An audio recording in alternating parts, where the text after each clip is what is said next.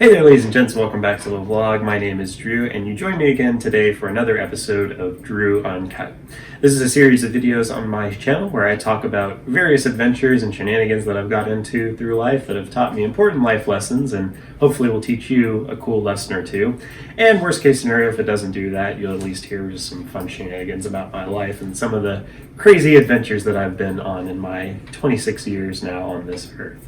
Today's video, we're going to be talking about my experience in college, how I survived computer science, and I made a whole nother video on tips on how to get into and survive computer science in college, which you can check out here.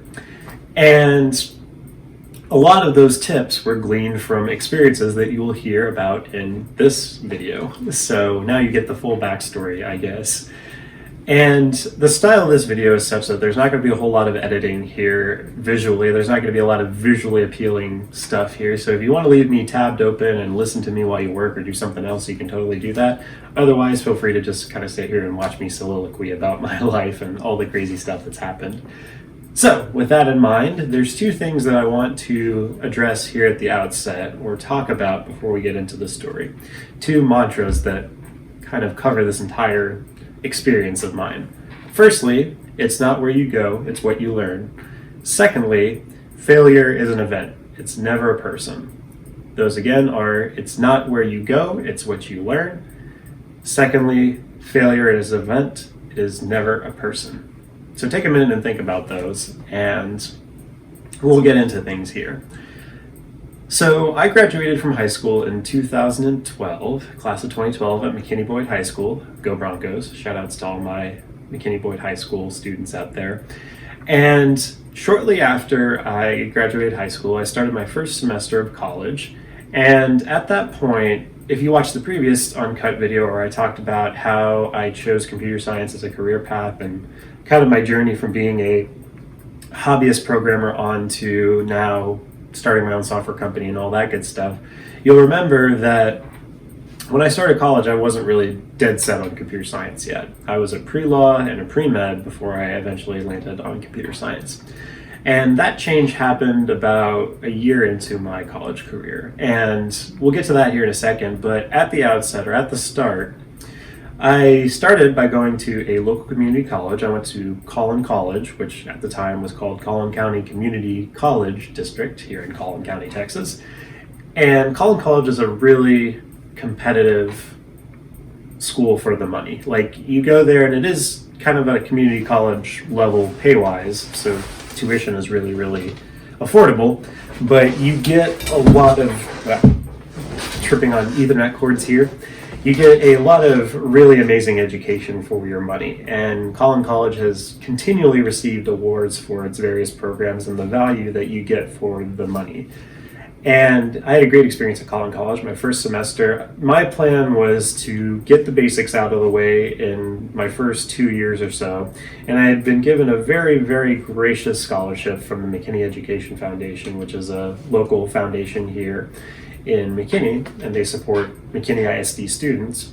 And so I basically had my first 2 years paid for, so long as I posted good grades and stuff like that. There was a GPA requirement and everything like that, but just taking my basics, it wasn't too hard to meet that. And my first semester was fall of 2012. I just took basic classes. I took English 1, History 1, Algebra 2, I think, or College Algebra, yeah. And then I took a really cool class called Succeeding in College or College Success or something like that. I can't remember, but it was basically an 8-week course. So normally college courses are about 16 weeks for the whole length of the semester, but this was half a semester, 8 weeks. And you basically learned all these really cool skills for studying and this other sort of stuff. So learning how to study effectively, learning how to manage your time, basically setting you up for success in college, hence College Success. Amazing class. And I really enjoyed it. It helped me a lot to get all my priorities straight. I learned a lot of stuff that I didn't learn in high school about how to study effectively. I knew kind of how to budget my time, but this really reinforced it because now you're in college and you're paying for your classes. So doubling down on that part of it and understanding how to manage your time effectively was really, really helpful. And the class was offered for people who maybe didn't have the best GPA for their first couple semesters. Like if you were on academic probation or something like that, you would have to take this class in order to learn success skills. But my mom actually recommended that I take it voluntarily, and I'm so glad that I did. And everybody in there was super duper cool. I don't want to make it sound like it was a remedial class or there was a bunch of people that just didn't want to be there. Everybody was there for a reason. And I learned a ton. And that's a really great theme as well. We just touched on it. The great part about college is, for the most part, everybody is there because they want to be there. You don't just casually pay hundreds of dollars or thousands of dollars to take a class and then not care about it. So whereas in high school, sometimes you have people that are just there to exist and to make sure that they aren't getting into trouble for being truant, and because it's the law, in college, everybody is there because they want to be. So the dynamic and the pace is a lot more stoic, I guess, or people are a lot more focused and a lot less disruptive. And that was an amazing thing, especially for me with Asperger's, because I like to focus in, I like to not have a whole lot of distractions. It allows me to just get a lot more out of my education that way. So I'm glad that it was set up in that way. So first semester went off without a hitch. I think I made straight A's my first semester. My mom was really proud of me. And she actually flouted that in front of my sister, and I felt really bad for my sister because sadly with Asperger's and things like that, I kind of always took priority because I would have to go to therapy and stuff like that. My parents' focus were always on me and what my needs, and so my sister kind of had to take a backseat to a lot of that, and she developed a lot of patience really, really quickly and a lot of maturity really, really quickly. So Alex, I love you to death. Thank you so much for all that you've done for me and all the patience that you've had. And she's very much had to kind of live in my shadow or playing second fiddle to my needs and stuff like that. So having mom flaunt my straight A's in front of her kind of hurt me. So I know she didn't mean it vehemently. I know my mom had all the best intentions, but yeah, that was kind of rough. I should probably circle back with my sister and talk to her about that, make sure she's not stewing on it. I'm sure she's not, but that was one thing. But straight A's first semester, that was amazing. Second semester, I took English 2, noticing a pattern here. I took English 2, History 2. At this point, I was starting to really think about my career choice. And again, I was thinking about pre-med my first semester, but then I kind of had that aha moment middle of second semester where I was like, hey, med school is probably not going to work out.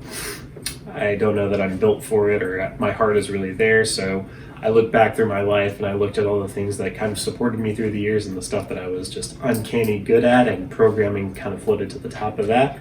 And that's how I chose computer science as a career and my course of study. And yeah, so all that epiphany happened about my second semester of my first year in college. And it was a great time. I did well again really quickly. I think I got 1B in math or something like that. And then I took a philosophy class, and the professor was kind of a stickler, and that was something of an experience. So I won't dive too much in there. I did what I had to do. I think I still pulled out an A in that class. So I took philosophy as an elective course, and it was interesting to say the least. And yeah, second semester went off without a hitch. I was still working at the movie theater that I worked at when I was in high school. So I was working there, and because I was in college now, I was looking to step up my responsibilities a little bit more and looking for a promotion. I applied to be an assistant manager. I didn't end up getting that gig just because I ended up seeking an opportunity at the call center. So this theater chain had a technical call center that theaters could call into if they were having trouble with their projectors or their equipment. They could call it and get phone support, and I was basically a help desk agent.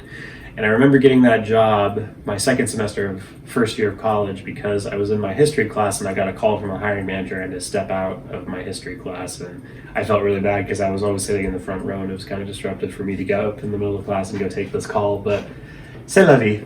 That was that. And so I got that job.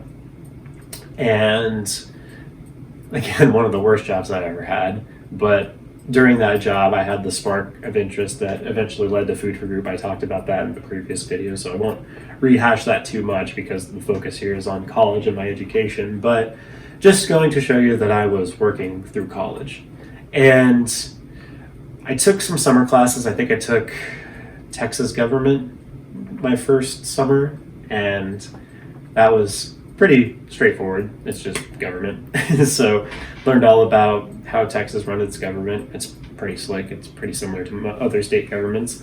And then my first semester of my sophomore year of college, I took US government, and then I started getting into some of my computer science courses. So I remember taking computer science 1. It was C++. That was a great class. Taught by this really cool old dude named Charles Braun. So shout outs to Professor Braun. I think he's still teaching to this day. And really cool dude. I ended up taking him for another section. I think I had to take CS 1 and 2. Because when I transferred to UT Dallas, my CS 1 and 2 credits transferred as CS 1. So you had to take both sections, CS 1 and 2 at the community level for it to count for CS 1 at UTD. And then I took CS 3 as well. I took computer science 3, and that transferred for computer science 2. I have to go back and look at my transcripts. It's been a couple years since I remember all this, but I want to say I took 3 sections of computer science, and then so my first semester, my sophomore year, I took computer science 1, and then I took integral calculus, I believe, and that was the first time I failed integral calculus, and that was not a fun time. So no qualms against the professor. I had a great professor. He was a really cool dude, and I just didn't click well with the content. It was just really difficult for me. So going back to our second theme, failure is an event. It's never a person. And having failed a class or getting an F, I was really distraught. And I do say this to mean that it is difficult some days. There are classes that you're going to run into that you're just going to barely scrape by, get a D or maybe an F, and have to retake.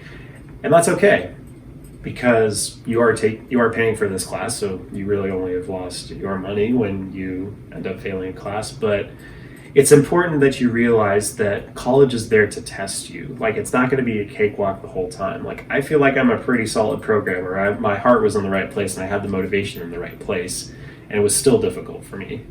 And all that's illustration to mean that definitely think about what you want to do with your life and make sure that your motivation is there. If it's in computer science and your motivation will allow you to retake a class 2 or even 3 times, which is something that I had to do in order to get your diploma, then that's your thing. Like, you definitely want that level of motivation. But if you don't have the motivation to carry you through those hard days and those hard moments, then maybe it's time to consider another area that maybe you're a little bit more motivated at. So getting back to it, my first semester of my second year, my sophomore year, was the first time that I encountered a F in a class, and I ended up failing integral calculus, and then that would be a theme that happened again the next semester because I had to retake. I didn't do well in that class either, so I ended up getting an F.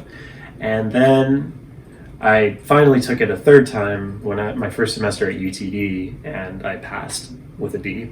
And I was super duper excited. And I'll have a fun story about that class here in a second. But getting back to my first semester of my second year. And it went off without a hitch. Second semester, again, went off without a hitch, minus me failing integral calculus again. So not a whole lot, just taking basics, getting that stuff out of the way. I firmly believe that you should never pay more than $6,000 to take English. It's kind of highway robbery how some colleges make you pay an exorbitant amount of money just to take basic courses. So my first tip, or my first theme, or the first thing that I want you to notice about this story is, again, it's not where you go, it's what you learn. And that's especially pertinent in your first 2 years, because if you can go to a community college and you can pay little to no money to get the same credits that will transfer into a bigger university, then you're going to save yourself literally thousands, if not tens of thousands of dollars in student debt or cost by just taking these courses at the community college level.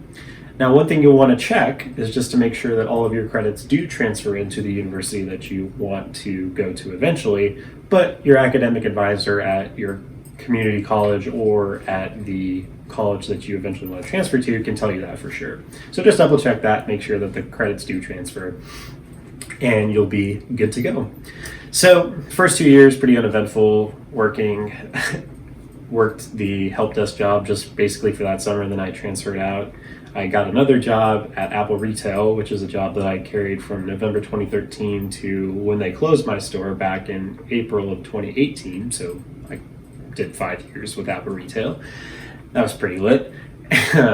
I learned a lot at that job. I'll probably have another video where I talk about just my experience at Apple Retail. That'll be an interesting one to talk about. I just have to go back and review and make sure that I'm not in any breach of NDA or anything like that. But I learned a lot at that job. But that's another video for another time. Anyhow, talking about transferring to UTD. So I transferred to UTD it was tricky because I got admitted my second semester of,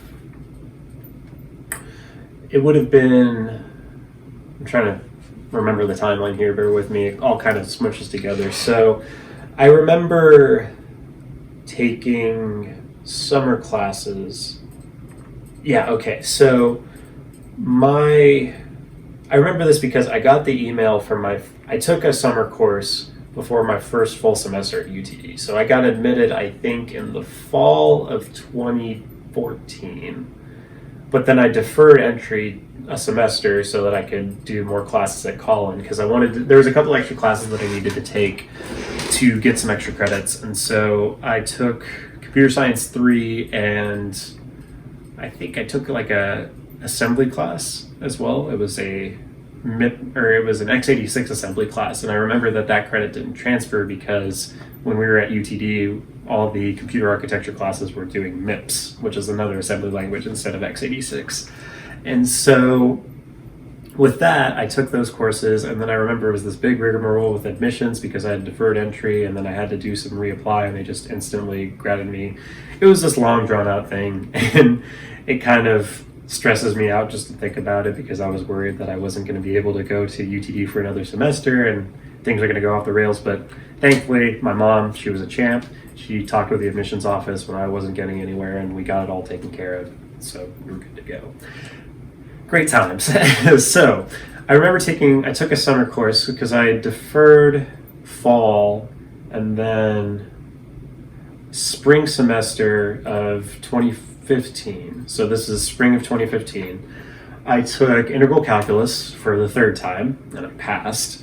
And I remember there was, like, studying for the final, it was a group of me and some of my other friends, and we literally studied for like 4 or 5 hours in this small room. And we ordered pizza to that room, and it was a fun time, and we ended up doing well, or I ended up doing well in that class, well enough to get a D and pass, which was great. And then I remember taking an intro to mechanical engineering course, which was a fun time because I've always had interest in mechanical engineering. If you look at my videos, I build 3D printers and other cool stuff. So mechanics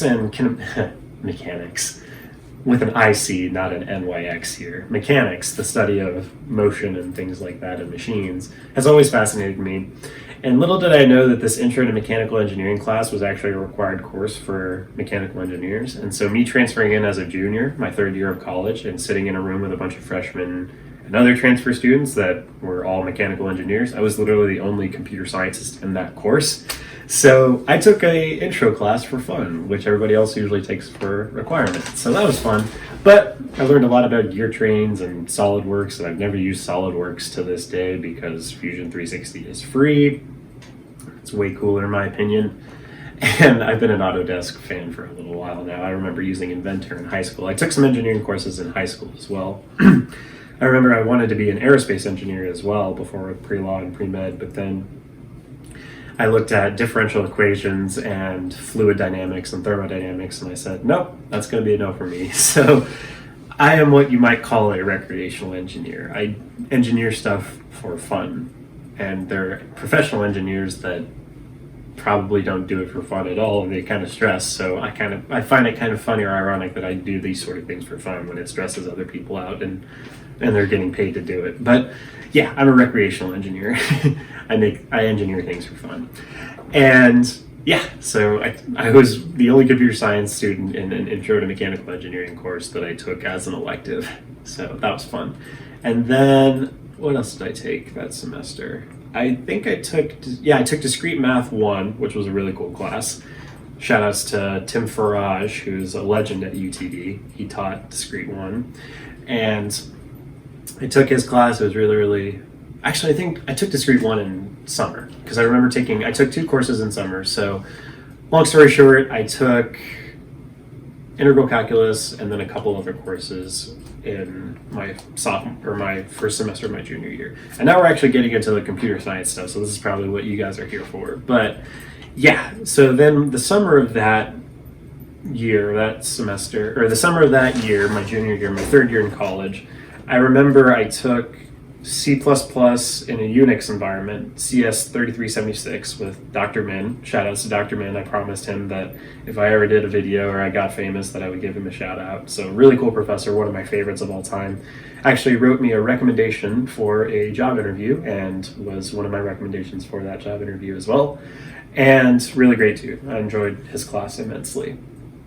And I remember taking that course, and then I took Discrete 1 with Tim Farage, which was a great course as well.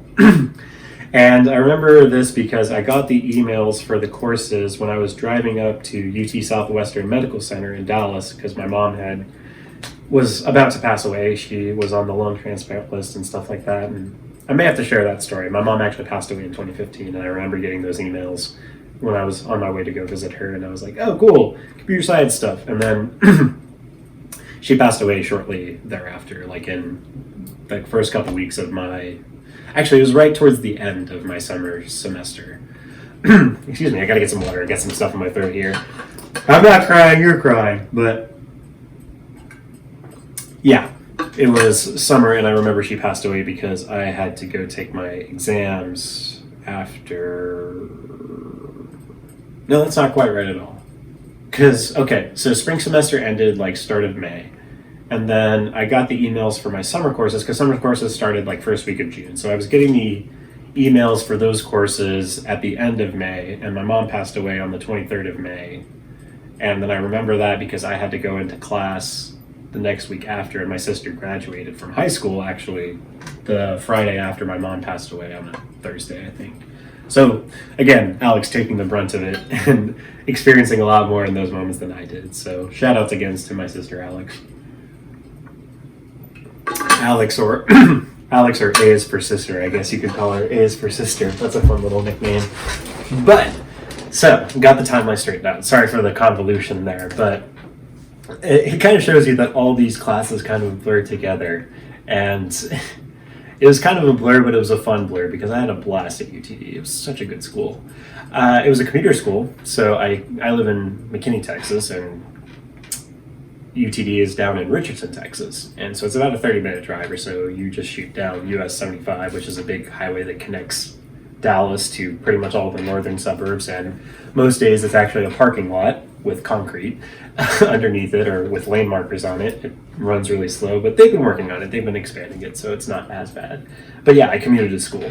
I didn't live on campus. I commuted both ways, and when I was working at Apple, I actually got tuition reimbursement, and I had some money saved away from when I was working at the theater, and I worked at a tech support job, and I was still saving money when I was working at Apple. So it all evened out that tuition reimbursement was like $5,250 a year. And I think that's the IRS threshold, because anything after that, you have to report it as income on your W-2, or it's a different form of compensation, but 5,250 is a magical number that a company can give out per year for tuition reimbursement, and they don't have to do all that extra rigmarole. So I was getting 5,250 from Apple, and then I had some money stashed away from when I was working. So basically, tuition reimbursement would cover one semester at UTD. Tuition was usually around $6,500, and then I didn't mind paying a little bit extra. So Apple covered one half of my year, and then I just paid the rest. And then I remember my parents worked a deal with me where they would match my dollar for dollar everything that I spent on college. And so I ended up just paying like $2,500 a month, and then they paid the other bit. So that was really, really helpful. Shout outs to my parents. I was very blessed in that regard to have both tuition reimbursement and have my parents support me in that way. But make no mistake about it, I still worked through college, and I had to manage a college workload with my job at Apple, and thankfully Apple was really understanding because a lot of people there were in college as well, so they made it work, and I was super duper thankful for that. So with that in mind, I took my summer classes. I ended up getting like a B in Discrete Math 1. I think I got like an A or a B in 3376, that's C and C++ in a Unix environment. That was a cool class because I'd never really worked with Unix before, and so we learned a lot of shell commands and like how to navigate a file structure using command line, which was really cool. So cd, and remember chmod 777 everything. No, please don't do that. All the sysadmins that are watching this video are furiously typing away comments, but chmod or change, I can't remember the full command name. I think it's change modify 777. Basically, chmod 777, and then the 3 flags, so the 7, the 7, the 7, those are binary flags. So in binary, you have 1, 2, 4, and then the 4th bit is 8. That's how binary works. So you have a 0 or 1 to represent 1, you have a 0 or 1 to represent 2, and then you have a 0 or 1 to represent 4. And then you add up the ones. So if you did 777, that would be 1, 1, 1. So 1 for 1 plus 1 for 2 plus 1 for 4. So 2 plus 4 plus 1 is 7. And basically, each of those bits represents a certain user group. So there is the owner, the file owner, the person who creates it, the system admins, or somebody like a privileged user, I believe, and then just everybody, so anybody else. And basically, based on whatever flag is set there, so if you have 7, that means that you have full read and write permissions for that group. So let's say the first position is owner. So the owner should always have 7 usually because they can read and write and move the file. And then super admins, I think it's admins, I can't remember, I have to go back and review my notes. But then the second group, if they have 7 permission, they can read and write and move it. But the joke comes in with everybody else. So if you have 777 permission, that means that literally anybody that signs onto that system can create, modify, delete, move that file. And it's horrible practice to chmod 777 any file at all. Like, you want to have more rigid file structures and you want to have rigid file permissions so that bad actors don't come in and just ramble around with your stuff. So that's the joke. chmod 77, all the things, it's a joke to mean holy crap, don't do that ever. But it's kind of that tongue-in-cheek joke between sysadmins. So yeah, also notice how I said bad actor and not a hacker. I think a lot of people and a lot of computer security experts will agree that the hacker mantra is a term of endearment, especially in the industry, because a hacker means that you're really good with technology and you can hack your way around and make cool stuff happen. But it's caught on as kind of a negative connotation because the media and other people have adopted it to mean somebody who is rogue or somebody who uses technology to inflict pain or damage to somebody. And they use the term hacker instead of bad actor. So when the media is using the term hacker, what they actually mean is bad actor. But if you talk to anybody in the computer security industry, they're going to tell you that hacker is more of a term of endearment, and we use it interchangeably. Like whenever I go to computer science meetups or computer security meetups, everybody's talking to each other and they talk about hacking stuff and that sort of stuff. So it's a term of endearment inside the industry. So it's a bad actor, not a hacker. Keep that in mind. So, learned a lot of cool shell commands, got to my first fall semester at UTD. I took Discrete Math 2 with Dr. Linda Morales, again, another legend at UTD. Love her to death. And I remember sitting in there, and I might have, let me check here. Oh no, I don't. Not anymore. This used to be my old college notebook, by the way. I got it at the bookstore. And I remember I had pages upon pages of notes, and Dr. Morales was amazing because she wanted to make sure that you knew the stuff forwards and backwards, and that involved doing proofs that were 2 to 3 boards long. And I'm not kidding, like there would be a whiteboard and then 2 whiteboards that are mounted on the wall and we would use all of them, and that would be for just like one proof of strong induction or recursive definitions or something like that. And my voice is going out again, forgive me.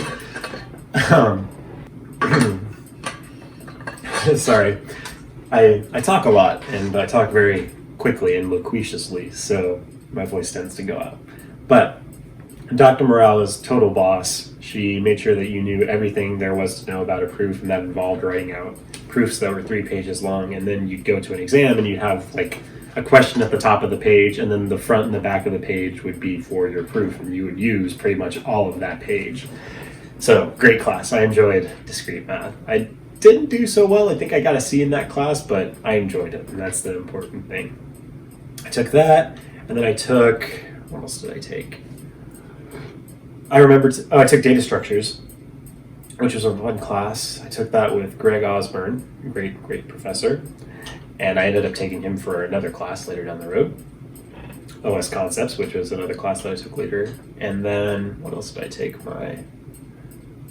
I think those were the two main ones that I took. Oh, I remember I took EM and waves, so electromagnetism and waves, a physics section that I had to have for my degree. Ended up getting an F in that class too. It sucked. But I retook it in another semester and it worked out. So we're all good there. And yeah, I think at this point, I'm not going to rehash all of the classes that I took, but I'm just going to talk about the classes that I really found remarkable in that semester. I remember from that semester, and so I'll do that. And then I got to my senior year, and I ended up having to take another semester. So this isn't the end of my college career, but senior year is when things started to open up and get really, really cool. So my first semester of my senior year in college, I took a bunch of really cool computer science classes. I took Dr. Min again for automata theory, which is basically Discrete Math 3. It's probably the most theoretical class you'll ever have in your college education of computer science, talking about like computability, languages, lexers and linters, Turing machines, what's the definition of a computer. For all intents and purposes, it should have been called theory of computing, but they called it automata theory instead. But if you go to another university, usually the theory of computing section or the theory of computing class is the equivalent of what automata theory was at UTD. Great class. I enjoyed it immensely. I didn't end up doing so well with that. I think I just had a huge college workload, so I ended up dropping that class on the last day of drop, and I remember I had to call out of work. I pretended I was sick so that I could go turn in my drop form, so don't tell my managers at Apple, but yeah, I did that, and then I took that class, and then I took database systems with Dr. Becker, really cool dude as well, enjoyed that class immensely, and then what else did I take? I think that was the semester that I took OS Concepts, or if it wasn't that semester, it was the next semester, but OS Concepts with Greg Osborne, really great class. I remember helping my buddy Jordan out with that class one time, and he took the class two semesters before I did, and I helped him out with all his projects. And he ended up getting a C in that class because he was just a really good test taker. And I ended up getting a D. So me helping him out in that class actually did better than, or actually made him do better than I did at taking the class myself and doing all the projects and assignments myself. But that was a really rigorous semester. I remember that semester because I had OS Concepts, and then I had computer architecture. No, I didn't take computer architecture was the previous semester, and that was an interesting class. Actually, let me talk about computer architecture for a second. So computer architecture was kind of the third weed out class. So in any degree program that you have, there's going to be one or two weed out classes, or if you're at UTD, there's probably like 5 or 6 just because UTD is crazy. JK. But a weed out class is basically a class that is meant to be somewhat rigorous, or it's like a checkpoint basically. So you effectively have leveled up in your diploma or your degree plan, and they want to make sure that you have the skills to continue on. So this class is meant to be somewhat challenging, or a degree of challenge higher, and usually it's the case that in the first couple weeks of the semester you're just bombarded with work. And the reason that they do that is just to make sure that you are motivated again to get all of this stuff done. And if you aren't motivated, then you're probably going to drop the class and say, hey, this is too hard, and think about maybe changing degrees. So usually the first class that's a weed out is Computer Science 1. That's like your intro to programming class. And so your first semester of college, you're probably going to end up taking that, and it's probably going to be ridiculously hard. Don't worry, just keep at it. Do well in that class. And then Computer Science 2 and 3 are usually pretty straightforward, so they're not as difficult. As long as you paid attention in CS1, you should be able to do well in CS2 and 3. And then the second class is usually Discrete Math 1 or 2. That's a lot of logic. You'll start to see math in different ways. You don't end up with a number answer, you end up with a true or a false or a proof of something.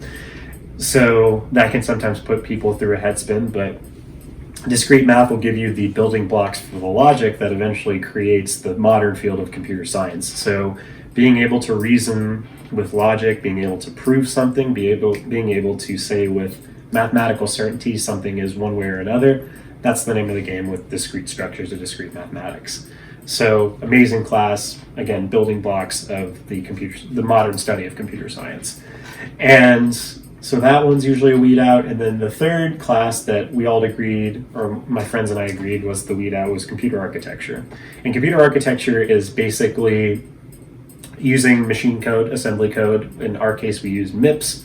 And then you learn about some basic theory of like what makes a computer a computer. I think we touched on von Neumann architecture, but the major portion of it was learning about memory registers, learning about assembly code, what all these different commands do, copy, jump, JL or JAL, jump and link, and then just very primitive level, like low level compute code, like the building blocks of modern programming languages, instructions that you can feed directly to a CPU.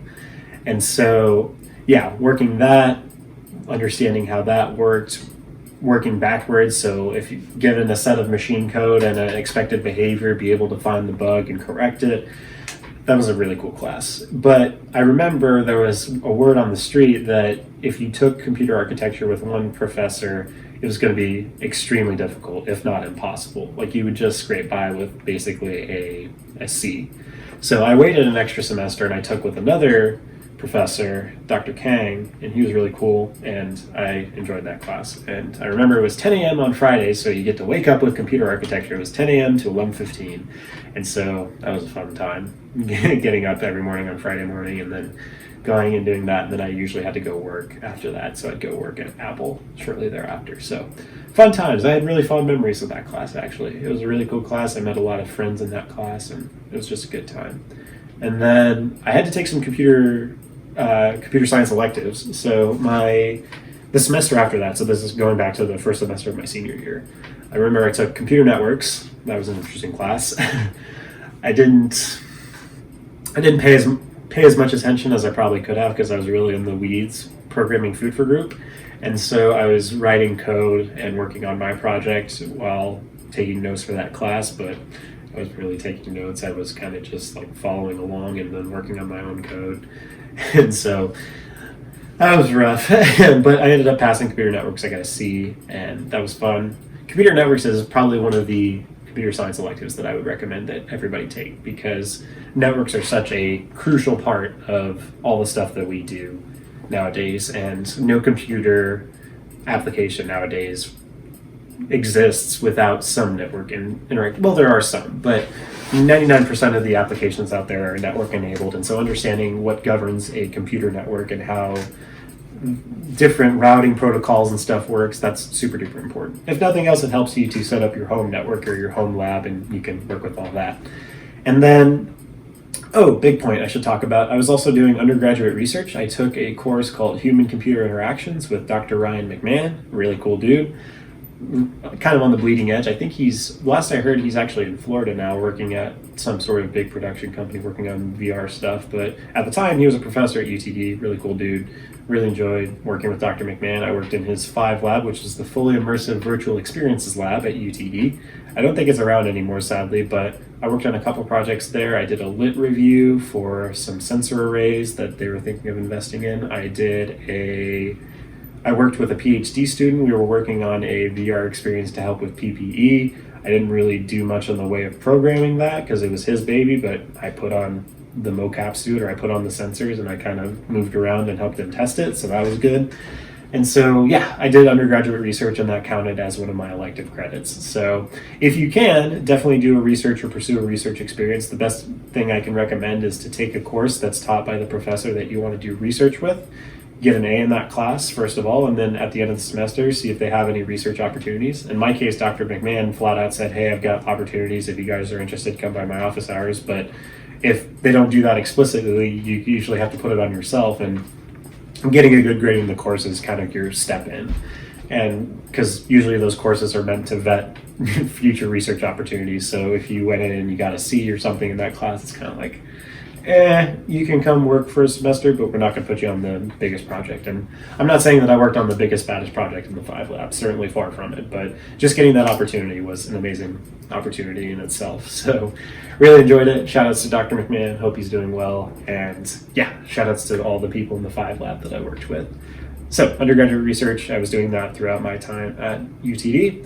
And then finally, my second semester of my senior year, I wanted to double major in computer science and software engineering, but the dean of the school said no go to that, which was kind of frustrating, but understandable because my GPA was kind of getting rocked by some of these classes that I didn't do really well at. So for all intents and purposes, a guy looking down at my GPA and making a decision about whether I should double major, I think he made the right decision. So, but that means I didn't have to take an additional 2 semesters to take all the software engineering courses that I did, but I got to graduate a little bit early, I guess is what I'm saying. But I still had to take an extra semester because my course or my degree plan was like 126 hours. And then if you break it out, 15 hours a semester, it ends up meaning that you have to take an additional semester. And I think Texas actually just passed a law recently where degree plans can't be more than a certain number of hours. Like I think it can't be more than 120 hours to keep people from having to take additional semesters. So with that in mind, my senior semester, or my last semester of my senior year, I remember I took automata theory again. Or no, I took automata theory the previous semester. I took that with Farage again, so shout outs to Farage, way easier. I took digital circuits, that was my final semester. That was the semester after, sorry. So I took automata theory, and then I took database systems with Dr. Becker, I think. I can't remember. I know I said that I took database systems earlier, but I'm pretty sure that I took database systems my second semester of my senior year. Yeah, I remember that because then I really liked Becker and I looked for him for a class that I took the following semester. So I took database systems. That was a fun class, mostly because I kind of knew everything already because I'd been working with MySQL for Food for Group, so that was an easy A. And then I took OS Concepts with Greg Osborne. That was a cool class. That class came back. And then, what else did I take? Networks, computer architecture. Yeah, those are probably the 2 that were remarkable. And again, I did really well in database because I'd already been working with databases, and OS Concepts I went by the skin of my teeth just because I helped my buddy out. He did better in the class than I did, so I still give him flack for that to this day. And then we finally arrived at my last semester, fall of 2017, because I graduated in December of 2017. My last semester of college. That was a really surreal experience. So I think I took digital logic, which was a circuits class, and that's the closest I'll ever get to electrical engineering because it was ridiculously hard. We were just doing basic like AND gates and OR gates and XORs and stuff like that, and it was still very hard. But I enjoyed that class, and it was a stretch, but I think I did well. I think I got like a C or a B in that class. So shout out to Dr. Becker. I took Dr. Becker for that class as well. Really cool dude. And then, what else did I take?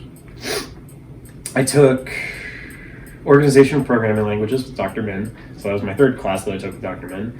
Really cool class. We talked about programming languages and what makes a programming language and the organization of those programming languages. And so we ended up doing a project in PHP, and I rocked that one because Food for Group and all of our applications are written in PHP. And I ended up doing a extra credit assignment where I did some work with the Google Maps API. It was super duper simple. I just had to make a slideshow and a basic like Google Maps demo, but I got a sweet bonus grade for that. And so I did well with that. And then it was just a great time wrapping up all those loose ends. And UTD is I think everybody at UTD has like a really scrupulous mentality. Like everybody's super critical about the program and whatever diploma they're getting in, and this class or this professor and everything like that. Like everybody is like just super duper talkative about all those sort of things, and you'll sit down with a bunch of your buddies at lunch and you'll just be talking about class, and to the outsider looking in, that's kind of nerdy because all you talk about is school. But I think the reason that everybody's so scrupulous is just because they all care about the programs that they're in, and like we're kind of shoulder to shoulder, and we want to make sure that everybody does well. And so that's why you would always be talking about, take this professor, take that professor. And I just love the camaraderie at UTD. And the computer science program at the Eric Johnson School was incredible. I really enjoyed it. And Yeah, I was sad to see it go. Like, I remember my last week of finals, I kind of just walked around the campus and I was getting really sentimental. Real homie tears were flying because it's like I've spent the last 2 to 3 years of my life here and this has been my home. And, time kind of passes you by in that way. But yeah, you never realize it. That's why I say it went by in a flash, because you never really realize it until like your last semester. It's like, hey, I'm about to graduate and go out into the world. And I have all these amazing memories. And it's just an incredible time. So I love my time at UTD. I couldn't recommend it more. It's my home. I'm happy to have it on my diploma. I'm happy to have it on my degree. I'm happy to be an alum of the Johnson School. And yeah, it was just a great time. So my final semester was just good vibes for most of it. I passed all my classes and then I graduated. And yeah, like I said, I want to go back to the first concept that we talked about at the start of this video. It's not where you go, but it's what you learn.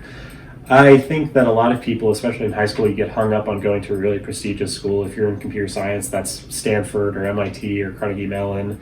But if I'm being totally honest, if I sat down and I interviewed an engineer today, I'm going to take 2 glances at their school. It's like, okay, you went to UT or you went to UTD. If they went to UTD, then I'm going to talk to them about UTD and I'm going to drill them because I know the program and everything like that. And to be totally honest, they're probably going to do a little bit better because I'm usually going to give favor to people that went to the same school for all the exact reasons, because I know the rigor that you had to go through to get your diploma and to get your degree. So I can trust that you have the same level of education that I do, and that's why you get priority. But if somebody came by and they went to Stanford and everything like that, it's like, okay, cool, you went to Stanford. What does your project history look like? And so I'm going to look at their projects and the courses that they took and stuff like that. And then if they get on a really high horse about it and all they talk about is the fact that they went to Stanford and how it's this top computer science school, then that's going to rub me the wrong way, actually. So all that's to say, if you do go to a top school, like, short of the interviewer going there themselves, then it's probably going to be a point of discussion in the interview. They're going to ask you about it and stuff like that. But definitely don't brag about the school that you went to, because it's one way to get you to the polite 2 questions and then the interview is over. And what I mean by that is that nobody is ever going to tell you at an interview to just stop and leave, because that's kind of rude, but they're going to ask you like a couple extra polite questions, like 1 or 2 extra questions, just to make it seem like the interview is still going along. And then they're going to say, okay, we're done here. And then if you can pick up on that really, really well, then you'll kind of realize that you rubbed the interviewers the wrong way. So you want your interview to run pretty long. And if it's running short, like categorically short, like maybe 30 minutes or less, and this is your technical interview, then that's kind of a rough sign. But it depends. It depends on the office. And I'm talking all about interview theory. But all that's to say, it's not where you go, it's what you learn. And most computer science classes and most computer science programs are all accredited by ABET or some sort of other accrediting board. So you're learning roughly the same thing with the same learning outcomes. And again, it's not going to matter to me if you went to Stanford, MIT, Carnegie Mellon. If you are sitting down at my interview, and if you went to UTD, I'm obviously going to drill you on stuff that you probably learned at UTD. But short of that, if you went to one of those big schools, I'm still going to drill you about stuff that I learned at UTD, and I'm going to drill you about stuff that you're going to be working on in this project, and you better be able to sweat it. I don't care where you went to school. If you can't move code, or if you can't think on your feet and be creative and adapt to the questions that I'm asking you, then it's just not going to work.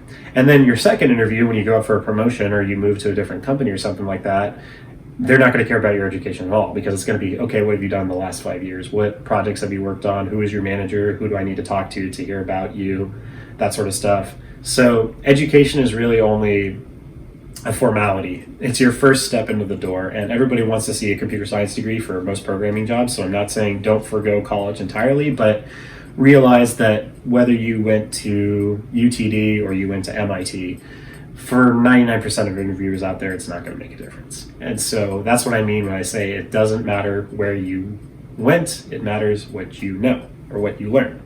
And secondly, just to wrap things up, I failed integral calculus twice, I failed EM and waves once, and I still dusted myself up. I got up off the ground and I kept going, because failure is an event. Failure is a point in time. Failure is a thing. It is a series of actions or a series of things that happen. A person, by virtue of being a person, cannot be a failure. You are not born a failure. You will never be a failure. And so long as you hold that message close to you, you'll succeed at some point. Failure is an event, it's never a person. You are not a failure. You experience events of failure, but you yourself, you by existing, are not a failure. You are a beautiful individual. You have knowledge, you have power, you have the ability to influence you and the world around you and those around you. So keep that in mind. You are never a failure. As a person, you are never a failure. You just experience events of failure. And yeah, that's kind of the long roundabout way. That's my story of surviving computer science in college. Like I said, I was very blessed to have tuition reimbursement through Apple and all that good stuff, and my parents supported me in some other ways. If you don't have parents that can support you financially, or you don't have tuition reimbursement, then just work your butt off for scholarships. You can get scholarships from your university, you can get scholarships from external sources, but student loans are probably one of the most predatory loan structures out there. And I hate that people have to take out these egregious loans to get an education and do something that betters themselves. And I think the proof is in the pudding that student loans are non-dissolvable. So what that means is that if you die tomorrow, your debt gets passed to your next of kin or the executor of your will or whatever. So even after, like, you can't escape, even in death, your debt with student loans. And that's vile. That's diabolical. Like, how is that even legal? I don't know, but that's terrible. So you want to avoid student loans if at all possible. If you need to take a semester or two off to work to save up some money, then do it. But under all circumstances, please do your best to not take out student loans because they suck. And I've seen people be brought to their knees in stress because they've got to take out these student loans and pay off this stuff. So do your best.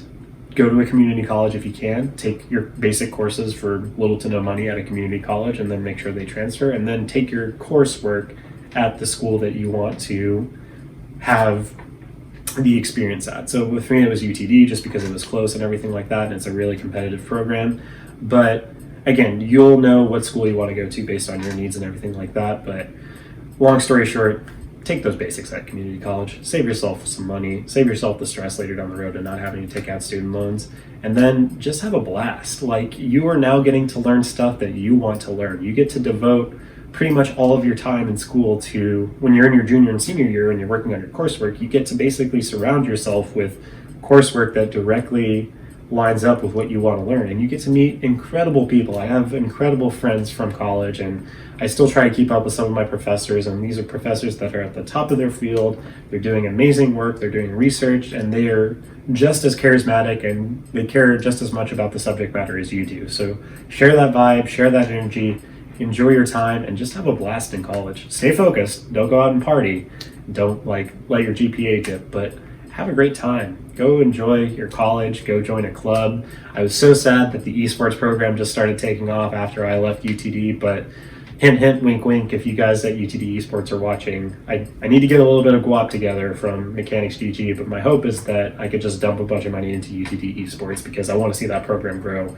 And hint, hint, wink, wink, another dream of mine is to get high schools in my area onto the program too. I think Boyd just started an esports program, but I want to write a big old check to each of those programs to get esports off the ground at both the high school and the college level, because I believe wholeheartedly in esports and I love the industry, and I think it can help a lot of very talented people at the high school level and at the college level. But getting off track, go join a club, get part of something, get involved, and just have a great college experience. So that'll wrap up today's video. Thank you guys so much for watching. I'm going to kick you over to post video Andrew to take us out. Thank you so much, current video Drew. Hey guys, after video Drew, here to say thank you so much for watching today. I know there's a lot of content that you can choose from these days, and it means the world to me that you gave me a little bit of time today to watch me ramble or get into whatever shenanigans I got into today. If you like this content, definitely leave a like down below. It helps out immensely. If you didn't like the video, feel free to leave a dislike as well. I learn as much from the dislikes as I do from the likes. And if you want to continue the conversation, leave a comment down below. I try to read as many comments as I can, and I try to respond to as many comments as I possibly can. So it's definitely a great place to continue the conversation. If you would like to support the channel more monetarily, then you can do so at the link down below, mechanics.gg/d/Ais4drew. See, look there. Mechanics GG is an amazing platform that allows content creators to get paid sooner and more fairly for the content that they create. And the reason that I am saying all this and I'm so hyped about it is because I actually work on the Mechanics GG team. And so, one, I'm legally required to disclose to you that I work for that team, but two, I think it's an amazing platform. We built it with content creators in mind. We don't take any processing fees or anything out of the content creators' pockets. And you can do all sorts of cool stuff, including donations, subscriptions, and even showing your audience milestones and future goals that you have for your channel, all through Mechanics GG. So be sure to check out the link below. Subscriptions start at $5 a month, and you can pay whatever amount that you like, above if you like. And every subscriber gets their name put on my desk, and you get your name put here in this list of absolute mad lads that I have right here. In addition, whenever you subscribe, the next video that comes after you subscribing, I will give a shout out to all new subscribers, and I will, like I said, put your name on my desk, and we'll do that on video. So another way to celebrate all that good stuff. And if you want to follow me on social media, you can hit my Mechanics GG profile page. It's just mechanics.gg/Ais4drew. It has the links to all of my social media pages, so you can click through to the ones that you want to follow me on, and then just forget about the ones that you don't. And we'll wrap up today's video in the normal way, and that is by me saying, always remember, friends, that you are wanted, you are loved, and you are appreciated. You have a special talent that nobody else has, and the world is waiting on you to bring it out. So muster a little courage, go out into the world, and change it. That's what the world's waiting on. You.